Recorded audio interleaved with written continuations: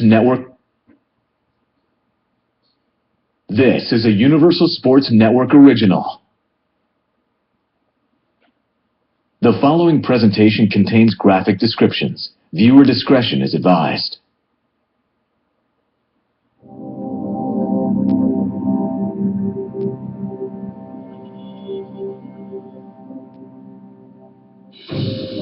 What is a warrior? By definition, it is a person who shows great courage and valor. There are many types, but at their core, a warrior is the same. One who fights for nation, for family, for each other. They are a passionate breed of proud Americans who advance forward without question, knowing that one day they may make the ultimate sacrifice. They are a band of brothers and sisters that possess an unspoken yet unbreakable bond.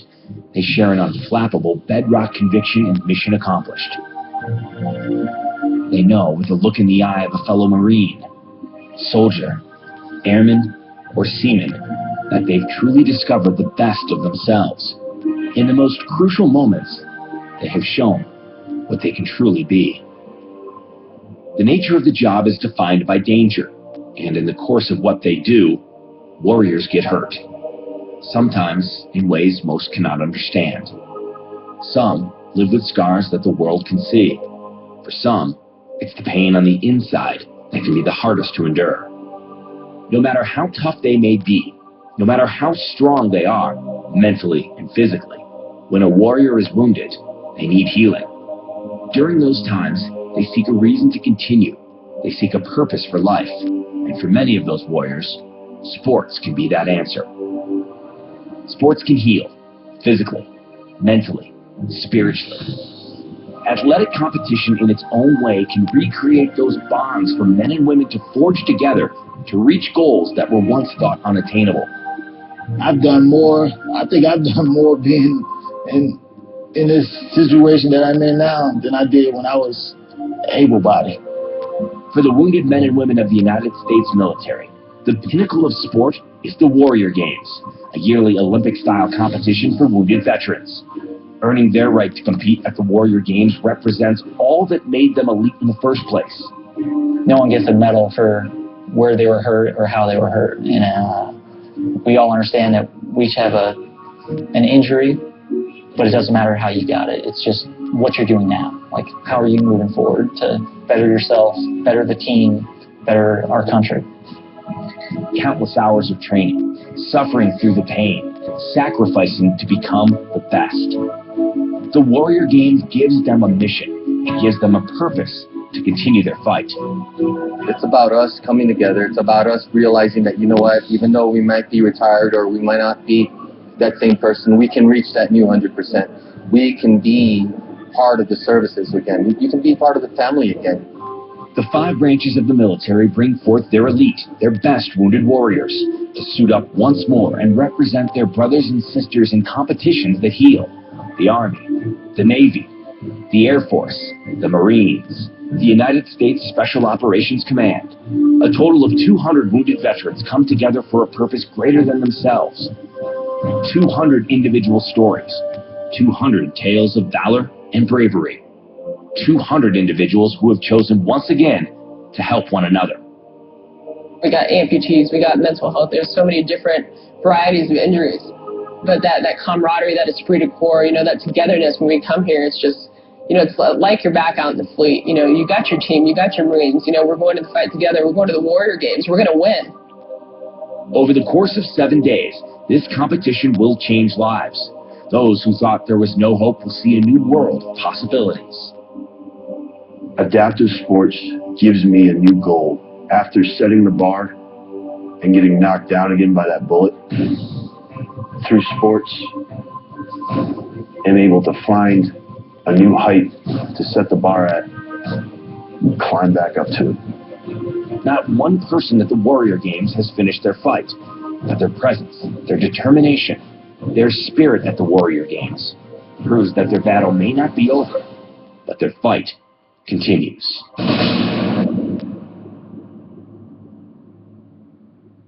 In my career field, we've got a saying, these things we do that others may live. And it's basically saying that, you know what, we're going to go anywhere. We're going to do whatever we got to do to pick up our guys, rescue them, and bring them back. I was an aerial gunner in Combat Search and Rescue. I was out of the 66th Combat Search and Rescue Squadron in Nellis Air Force Base, Nevada. And we're going and we're landing a 23,000-pound helicopter in the middle of a firefight, picking up dead and wounded, and returning them back. And hopefully we're bringing back more boys alive.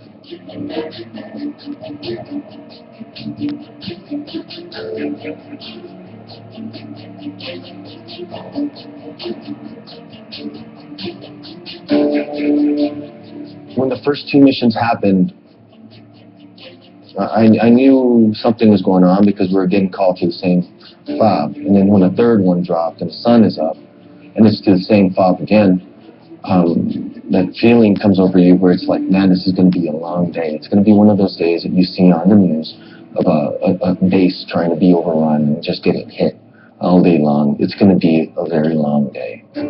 We went ahead and trucked our way into the LZ, popped up to our gun pattern, and then we're scanning the area, and we don't see any gunshots. We don't see anything. In fact, the whole area just seems dead. Nothing was happening. So we decided to spin in our 2 ship, because we fly in 2 ships, for our lead ship and our back ship. That's how we fly. And we're spinning in our 2 ship. We're swinging, passing through their tail to cover them in case something bad does happen. And that's when we came under fire. And they got the luckiest shot that they could, and they hit us at the most vulnerable spot.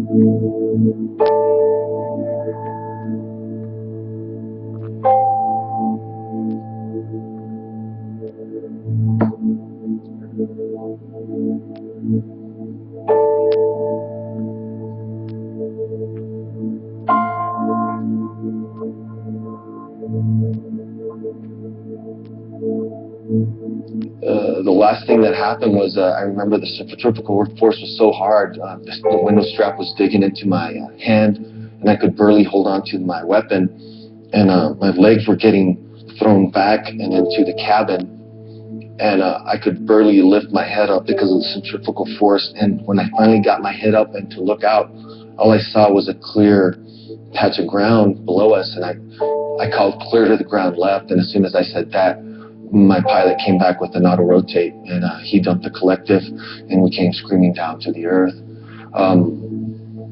We were at 150 feet at 120 knots, spinning out of control when he tried to nose us over, and we started screaming to the earth, and I could remember seeing the ground just rushing up, rushing up, rushing up. So we wound up impacting the ground at 120 knots from 150 feet.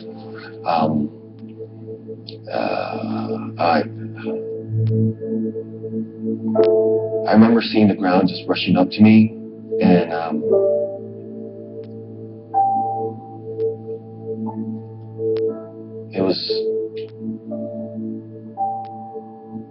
it just came right up to my window. You know, we just hit the ground hard, and I'm opening up my eyes again, and everything's quiet. I mean, just deathly quiet. And I'm hanging halfway out my window, and for some reason, I'm not even trying to move. And I turn my head, and I see my pilots leaning over their seats, not moving.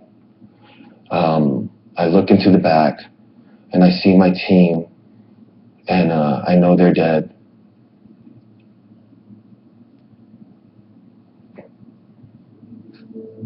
And I know my friend, he was alive for a little bit, and then he died. So in my head, we were all dead. You know, it was just, we were dead. And I'll be honest with you, it was probably the most peaceful place I've ever been in my life. You know, just knowing that I was going to die. You know, there was no fear. I couldn't even feel the pain. I mean, I was just waiting to die. I was waiting to go with my brothers. And my last job as a gunner on Pedro 66 was to let this helicopter burn, to keep the enemy away from us, and that was going to be our tomb. And we were all going to go to heaven together. We weren't going to feel sadness. We weren't going to be hungry again. We weren't going to be scared. We were all going to go. And that was my last job. I was closing the door. I was hitting the lights on the way out. And that didn't happen. I had passed out.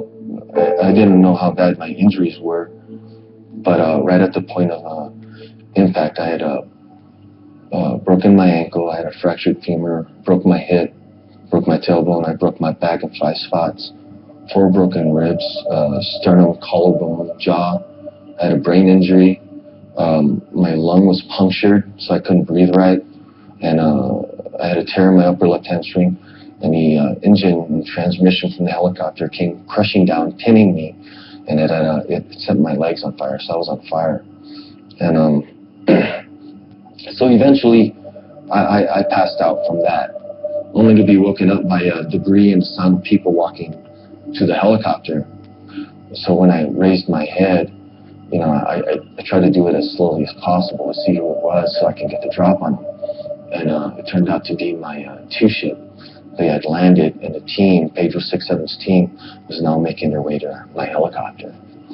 And I got even more scared then, because then I realized I had the chance to lose even more friends. You know, if the day wasn't bad enough already to where I lost my whole crew, now I got a chance to lose some more friends from Pedro 67. So my heart, like, just literally dropped. And, but I knew they weren't going to stop. So I looked up and I told them, hey, I'm alive, I'm alive. And they immediately rushed over to me and, you know, asked me what's going on. I told them my legs were on fire and they put my legs out.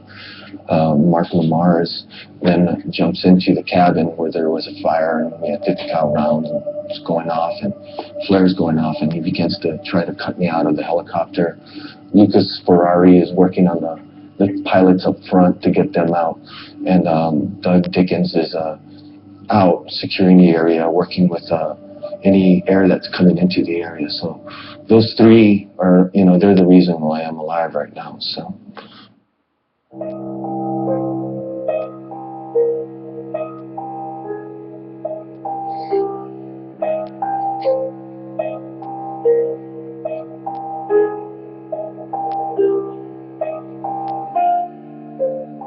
Well, recovery was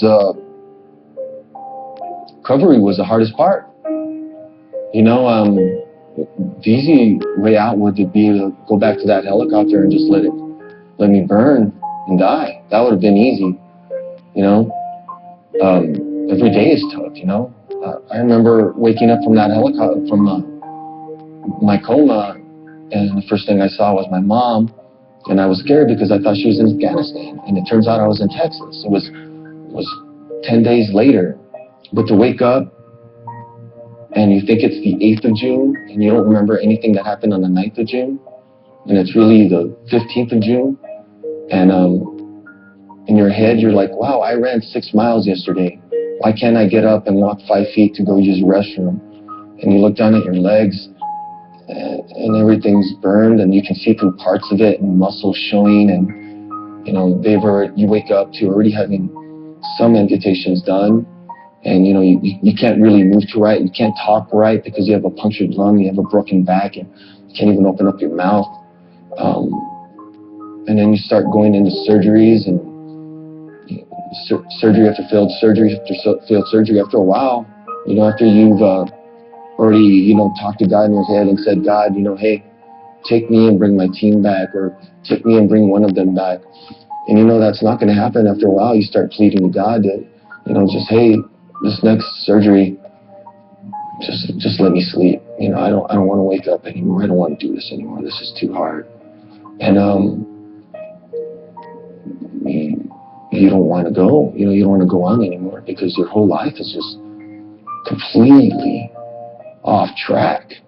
If it wasn't for the staff, if it wasn't for my family, if it wasn't for the doctors and everybody, my friends back home, my squadron back home that always sent people to the hospital to spend a week with me, I don't know what would have happened to me. I think I would have just given up, and I would have, I probably would have wound up dead in some room with a bullet in my head.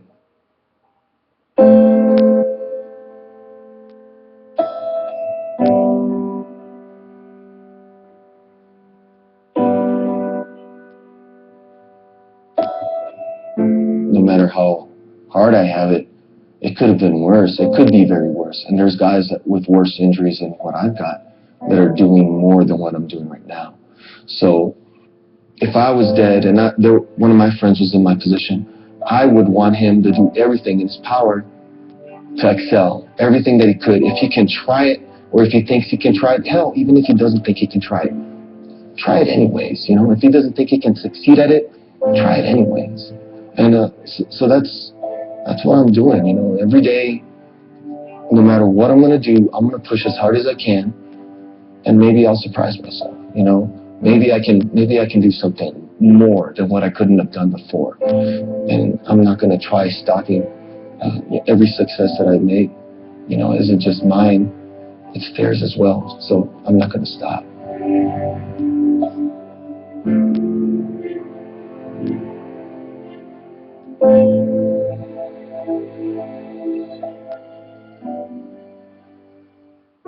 I hired Mel Batterman from that M Fitness, and she basically got me from a wheelchair with a little bit of walking, and then worked with me on everything from hand-eye coordination.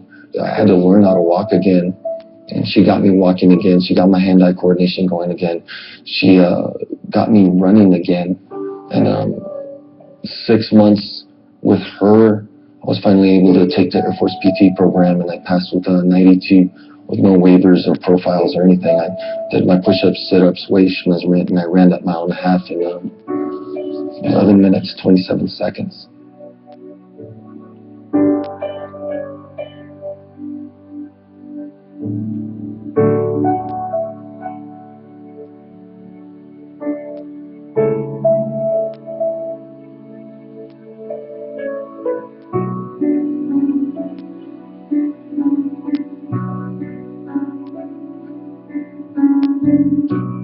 Everything became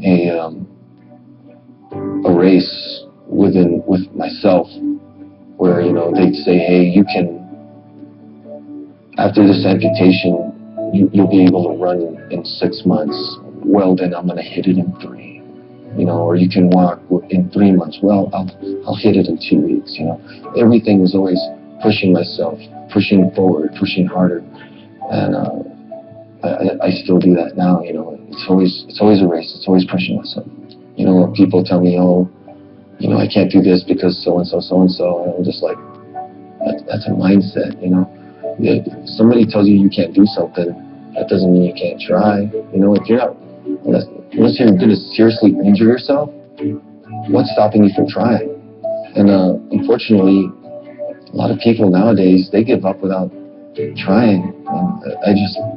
I don't have patience for that. Somebody tells me I can't do something, why? I can't do this, I can't do that, I can't squat 300 pounds, why? Let me try. I did.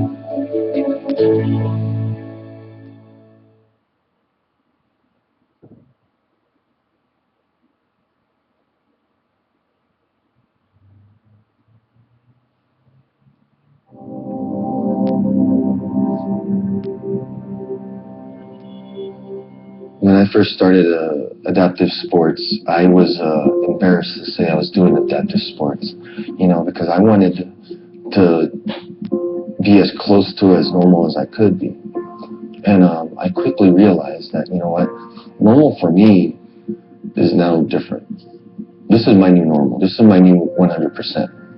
I'm never going to be that old 100% that I am, but I've got to redefine my new 100%, and I got to redefine my new normal. So as soon as I got out and I started doing sports with people, playing basketball, playing volleyball with people, I quickly found myself healing a lot better, not only physically but mentally. The Warrior Games is just about building a family. It's about competition. Yes, it's about first, second, and third, but it's about getting those people that thought that, hey, I'm done. my life is off track. It's about getting them out there and pushing them and making them achieve something. And in the end, if what we do in the Warrior Games affects somebody at home, because you know there's warriors in their homes that haven't done anything, that they're stuck in the same room and they're stuck in that downward spiral. And if they turn on the TV and they see somebody doing something that they thought they could never do, and they all of a sudden get up and they get out of their house and they start running or they start walking or cycling, then the Warrior Games has done what it's supposed to.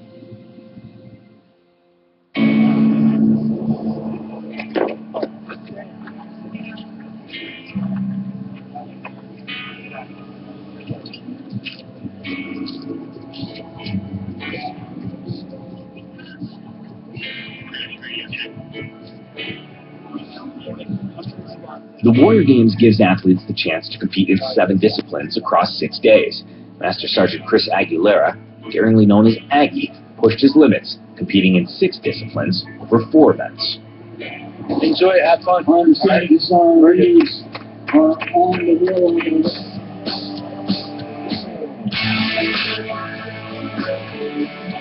I've got 5 brothers that I carry with me everywhere I go, and if I don't give them 100%, I don't give them 100%. So I gotta do everything as much as possible.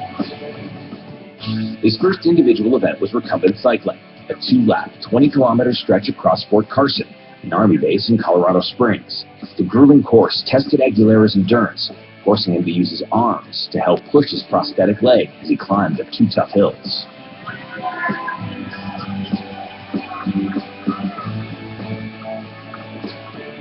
In his first event, he missed out on the medals, but set a personal record.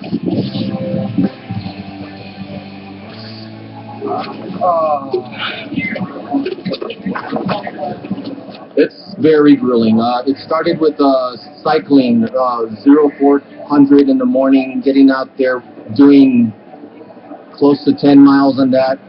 You know, we trained all year for this, you know. Every one of us trained all year for this, so we've got to do this. There is no slacking. It's give it your all. Huh? How you think you did? I think I did pretty good. I did my PR for like 2 minutes. What was your time? 53. 53, okay. Awesome. Nice job, man. That's fun.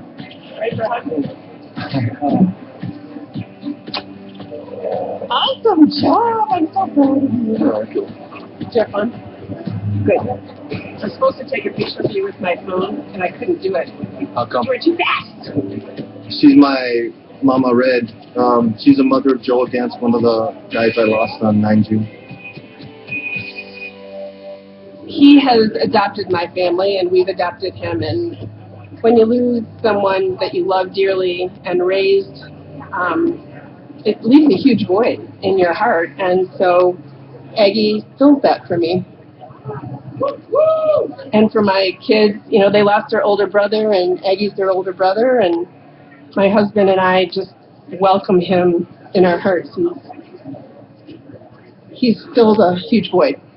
I know he has a warrior spirit, and we know what that feels like, to set a goal and to say, you know, I'm not going to accomplish this. You know, failure is not an option. And you know, PRs are always awesome. There's been some pretty hard times, and quite honestly, if it wasn't for her and her family, it'd be a lot tougher. So she means a lot. We're just there for each other, just like a family should be. I lost 5 brothers that day, but I gained 5 mothers and 5 fathers. And imagine that pain in the ass. That family transitioned to the courts, where Aguilera's biggest fan, Judy, showed up every night for wheelchair basketball and sitting volleyball. And alongside his Air Force brothers and sisters, who banded together in the fight for team goals. I love being part of a team. I love leading and accomplishing the mission as a team. That's what I've been doing for the last 20 years. And I just brought it to the Wounded Warrior program, and this is my new team. I'm not out flying combat missions with my crew anymore. I'm here playing basketball and volleyball with these guys. This is my new crew. It's a little funny when people are getting all riled up and getting all excited, and you know, I'm thinking about the last time I was in a situation like that, and it doesn't quite compare, but they'll never know or see half of what I've been through or know what it takes to get me as excited as some of them, but that's my way to dare, and I'm glad I'm daring it and not them. You know you're going to get this guy going deep, right? Okay. Team sports is huge. Should never be underestimated. You know, it reminds me that I'm alive. I mean, it makes me part of the community. I mean, at the end of the day, I'm here in Colorado Springs playing and representing the United States Air Force, and I was part of the team. So whether I'm on the bench or cheering on the stands, I'm glad to be here, no matter what, winning or losing. Air Force finished outside of the medals in team sports. But Aggie's Warrior Games were far from over. He returned to his individual quest for medals in the track and field competition, competing in the discus, shot put, and 1,500-meter run. 35, 60.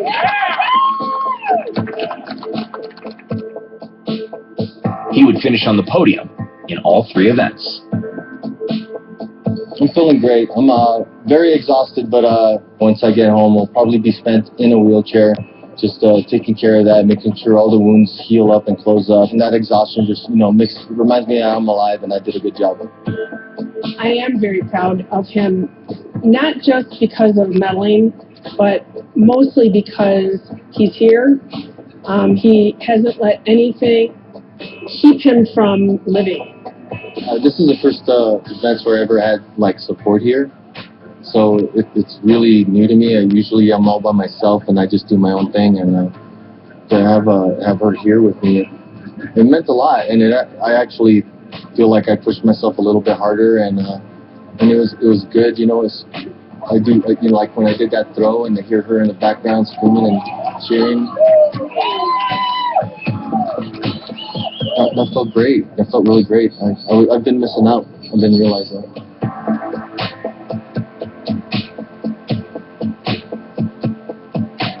It's been a long journey. It's been a hard journey, you know, both physically and mentally and spiritually. It's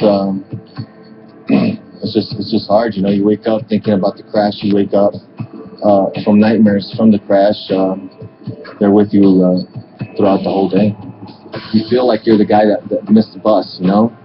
You ask yourself, you can tell yourself, you know, if God took 5, why didn't he just take us all or save us all? But that's not really right. So if it wasn't for her support, if it wasn't for the other family's support, if it wasn't for them reaching out to me, asking me questions, if it wasn't for that, if it wasn't for the sports, I wouldn't be here right now.